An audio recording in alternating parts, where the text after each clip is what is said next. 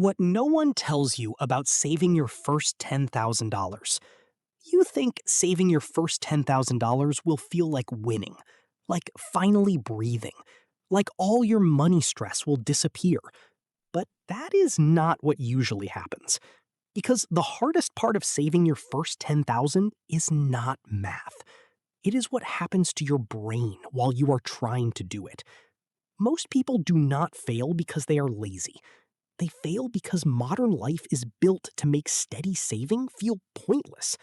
Rent is high. Food costs more than it should.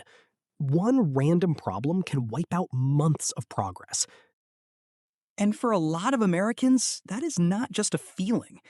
Many still do not have a full emergency cushion, and millions cannot comfortably absorb even a modest financial hit. So when you try to save your first $10,000, it does not feel exciting. It feels slow, annoying, almost invisible. And that is exactly why so many people quit too early. Because nobody tells you this. Your first $10,000 is not really a money test.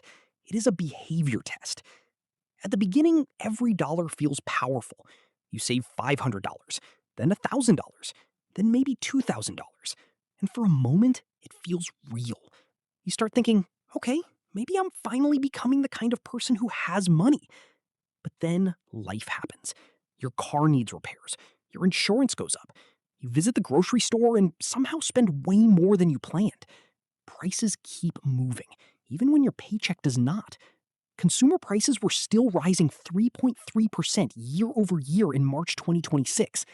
And this is where most people miss the real problem. Saving is not hard because you do not understand saving. Saving is hard because progress in money feels emotionally weak. Spending gives you a reward now. Saving gives you a reward later, maybe much later.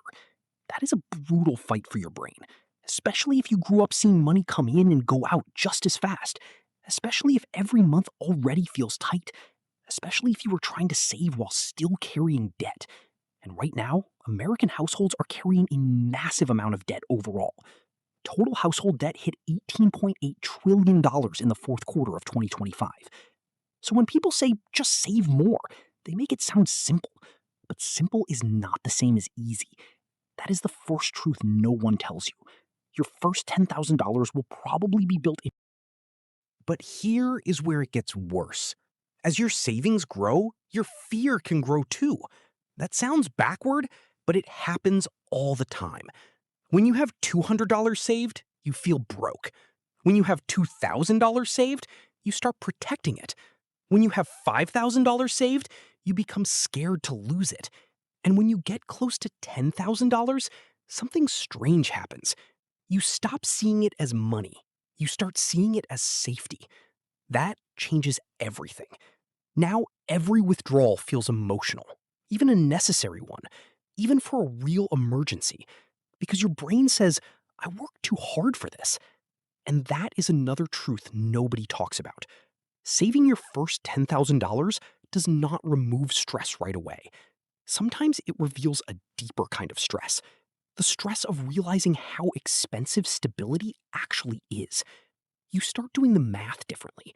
You realize $10,000 is amazing, but also not that much. One job loss, one medical issue, one housing problem, one major family emergency. And a big piece of it can disappear. That does not mean saving was pointless.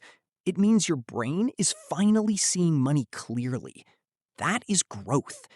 And this is what most people miss. The real power of the first $10,000 is not the number itself. It is the identity shift behind it. Before that point, money feels like something that happens to you. After that point, money starts to feel like something you can direct. That is a huge psychological change. Because now you are not just reacting, you are planning. You are not only trying to survive the month, you are starting to create space between you and panic. That space matters a lot. In fact, the Federal Reserve's household well-being data shows many Americans still do not have a deep emergency buffer, which is exactly why even a few $1,000s can change how exposed you feel. But here is the part nobody makes exciting enough. The first $10,000 is valuable because it teaches control, not because it solves your whole life. That lesson matters more than people think. Because once you learn how to hold on to money, you stop needing every future dollar to rescue you. Now, let's get practical. What actually helps people reach that first $10,000? Usually, not extreme budgeting, not suffering, not cutting every joy out of life. It is often much simpler. 1. They reduce decision fatigue. They automate what they can. Because when saving depends on daily motivation, motivation loses. 2. They stop treating every extra dollar like bonus spending money. Tax refund, side income, cash gift, small raise. Those moments matter more than most people think. 3. They stop restarting every time life hits them. This one is huge. A lot of people save $1,500, then drop to $700 after a problem, and mentally act like they are back at zero. They are not. That mindset kills momentum. Real savers do not think, I failed. They think, that is what the money was for. Now I rebuild. That is a completely different mindset. And 4, they stop chasing a perfect system. Because perfection is expensive. Perfection makes you quit when the month goes wrong. A realistic system keeps working even when life is messy. That is why the people who reach $10,000 are often not the smartest.